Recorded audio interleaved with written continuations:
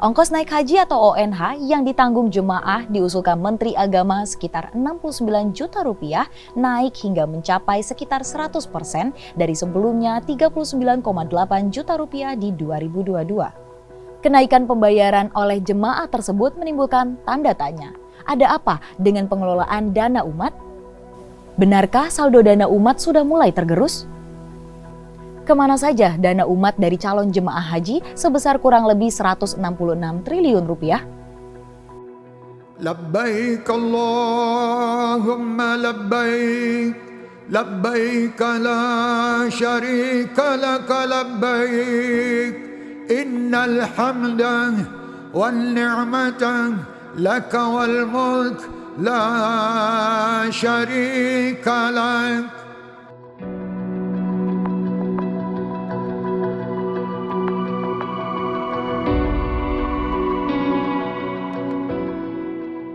Persoalan ongkos naik haji menjadi pembicaraan.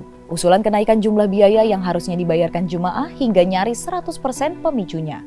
Dari 39,8 juta rupiah pada 2022 menjadi hingga 69 juta rupiah. Pemerintah mengusulkan biaya rata-rata besaran BPIH tahun 2023 sebesar 69.733.733,6 sen rupiah.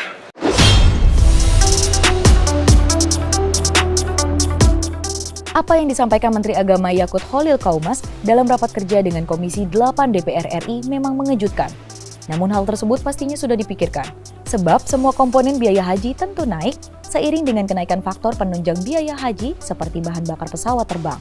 Menurut Menteri Agama, rata biaya perjalanan haji tahun 2023 ini dihitung mencapai 98 juta rupiah lebih.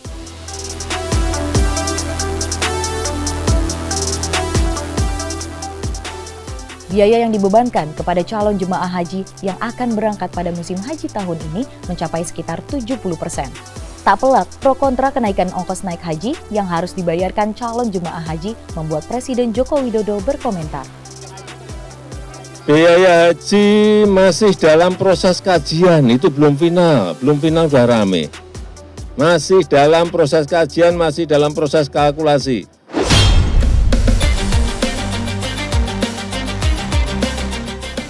Efektivitas pengelolaan dana haji yang dikelola Badan Pengelola Keuangan Dana Haji atau BPKH kemudian dipertanyakan. Bagaimana pengelolaan dana haji sebesar kurang lebih 166 triliun rupiah tersebut?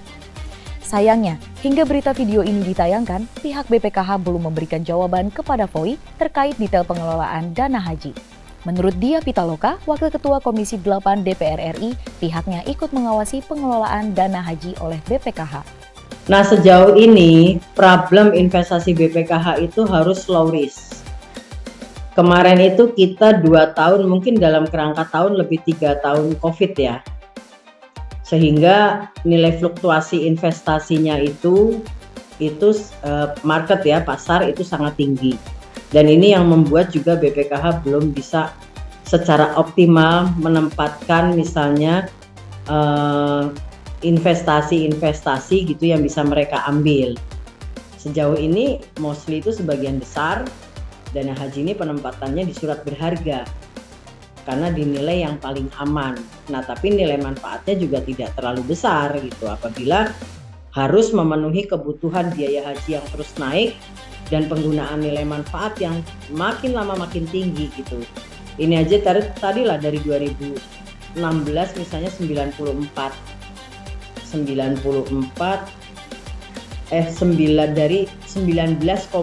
juta nih ya nilai manfaat yang digunakan per jamaah menjadi 62,8 juta.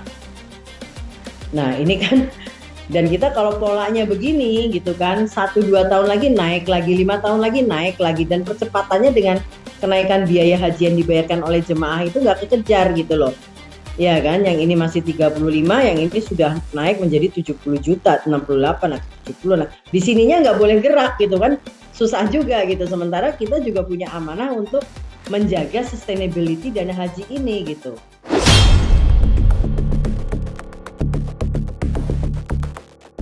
Dari data yang disampaikan Dia Pitaloka, Wakil Ketua Komisi 8 DPR RI, kenaikan ongkos naik haji yang dibebankan jemaah berkisar Rp600.000 selama 6 tahun terakhir. Usulan kenaikan yang nyaris 100% saat ini, menurut Diah Pitaloka, tidak serta-merta harus disetujui. Diperlukan kajian yang mendalam terhadap komponen biaya haji yang dibayarkan. Ya, itu harus lebih efisiensi menurut kami ya di DPR ya, karena juga dalam 6 tahun ini biayanya hampir 2 kali lipat yang diusulkan oleh Kementerian Agama. Nah, itu juga menjadi concern kita dan kita berharap itu juga bisa lebih turun gitu. Makanya kemungkinan itu yang kita susun sekarang. Kita prihatin juga ini kok ya dalam 6 tahun hampir 100% kok naiknya dari 54 ke 99. Ya kan, sekarang ini 98 ya enggak, ya hampir 2 kali lipat sebetulnya kenaikannya dalam 6 tahun.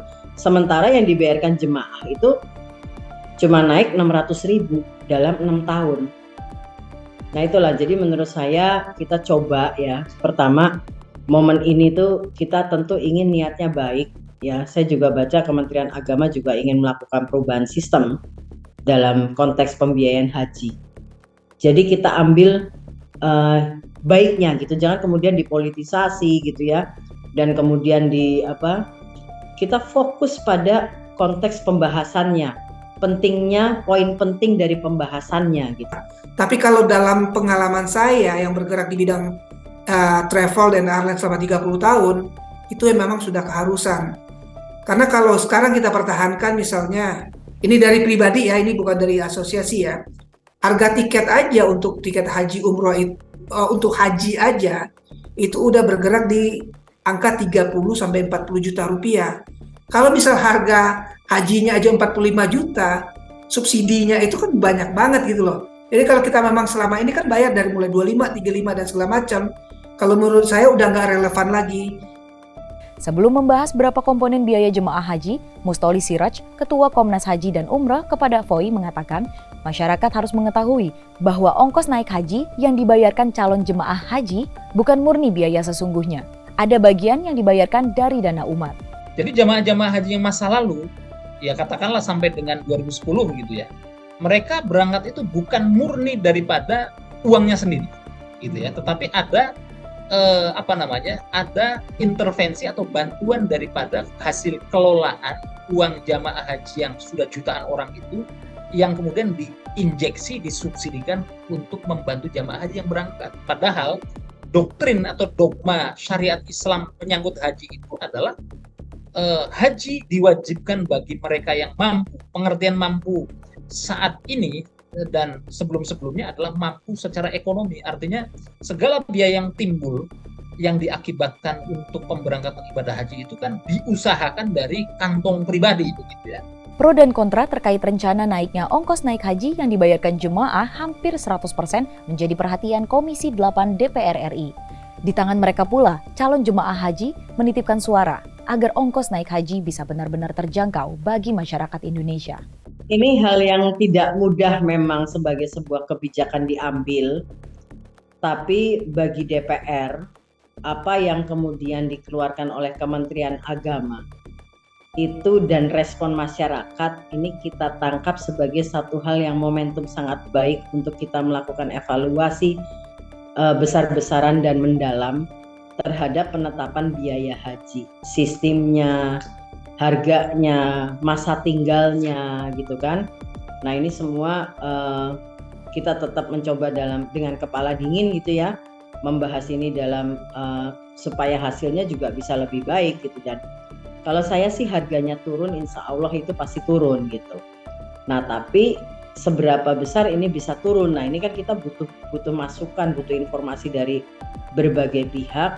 Bagaimana misalnya para travel gitu ya, ini kan yang pelaku haji juga gitu ya, orang yang misalnya juga ada di aktivitas umroh itu pasti mereka juga paham gitu. Nah kita ingin mendapatkan masukan bisa sangat bagus sekali sebetulnya untuk ini bicara rasionalisasi dan efisiensi biaya haji gitu dari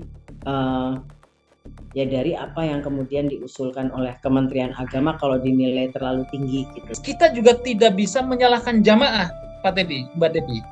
Karena jamaah itu kan apa yang ditetapkan oleh pemerintah dan DPR, itulah yang mereka bayar.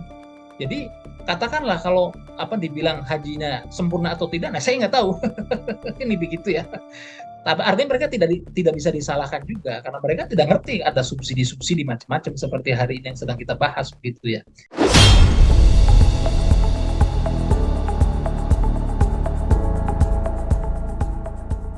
Perihal usulan kenaikan ongkos naik haji yang dibayarkan calon jemaah memang membuat gaduh publik. Biaya murah untuk ongkos naik haji memang diharapkan. Namun, hal tersebut juga tidak lepas dari penyesuaian komponen harga biaya haji. Jalan tengah atau solusi terbaik harus segera diambil demi kebaikan semua pihak. Ya, artinya pertama hitungannya ini ada proses rasionalisasi, dan kedua kita juga akan menekan Kementerian Agama untuk melakukan efisiensi supaya yang dibayarkan jemaah bisa berkurang. Misalnya harga pesawat ini tahun lalu itu 29,5 juta. Nah, ini sudah cukup tinggi sebetulnya untuk nilai pesawat ke Arab ya. 29,5 juta, sekarang naik menjadi 33,979 juta. Kenaikan pesawatnya ini sudah 4,4 juta lah, 4,479. Nah, ini nanti kita coba apakah ini kan pesawat ambilnya sewa gitu kan. Nah, apakah ini bisa kita ambil sistem yang lebih membuat harga pesawat tidak setinggi ini gitu kan. Nah, itu satu. Yang kedua juga mungkin masa tinggal di Saudi. Masa tinggal di Saudi itu selama ini kita nggak bisa kurangin, harus 40 hari karena jadwal penerbangan. Nah, ini juga nanti kita akan coba exercise gitu ya, supaya bisa nggak tidak setinggi itu gitu. Ada komponen-komponen yang memang kita ingin cermati, kita ingin coba efisienkan. Tapi ini momentum baik sekali untuk pertama kita memperoleh pemahaman menyangkut rasionalisasi biaya haji, dan juga momentum sangat baik untuk Kementerian Agama untuk melakukan efisiensi di tengah pembiayaannya. Jadi tata kelola manajemen yang seperti instan, seperti halnya beberapa tahun belakangan ini, saya kira tidak bisa dipertahankan lebih lama, karena ini akan menekan dan kemudian membuat penyelenggaraan ibadah haji itu saya khawatirkan akan berkurang kualitasnya begitu ya. Padahal saya kira kualitas penyelenggaraan ibadah haji kan terus naik. Nah, ini jangan sampai pasca pandemi saya kira itu justru yang tidak kita inginkan justru menurun. Mahal atau tidaknya ongkos naik haji, mungkin bagaimana perspektif kita semua memandang. Pastinya menjalankan ibadah haji mungkin merupakan impian umat muslim di seluruh dunia. Bahkan negara pun hadir untuk membantu penyelenggaraannya. Jadi dibutuhkan kebijaksanaan dan aturan yang memudahkan umat untuk menjalankannya, sehingga kembali ke tanah air menjadi haji yang mabrur.